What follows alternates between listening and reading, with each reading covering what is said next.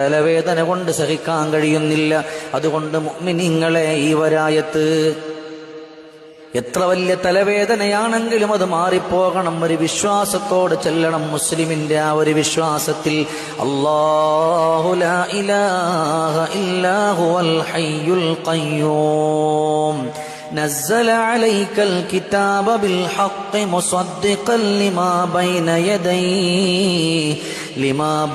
يديه وأنزل التوراة والإنجيل. ഈ വരായത്തോതിയിട്ട് തലയുടെ ഭാഗത്ത് വെക്കുകയോ അല്ലെങ്കിൽ ഇതുകൊണ്ട് മന്ത്രിക്കുകയോ ചെയ്തു കഴിഞ്ഞാൽ തലവേദന അല്ലാഹു തആല മാറ്റിത്തരും. ഒരു വിശ്വാസം വേണം. ഇത് പടച്ചവന്റെ ഖുർആനിന്റെ ആയത്താണ്.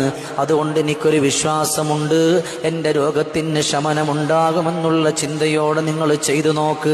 അല്ലാഹു നിങ്ങളുടെ സങ്കടങ്ങളെ പടച്ച തമ്പുരാൻ മാറ്റിത്തരുമല്ലോ.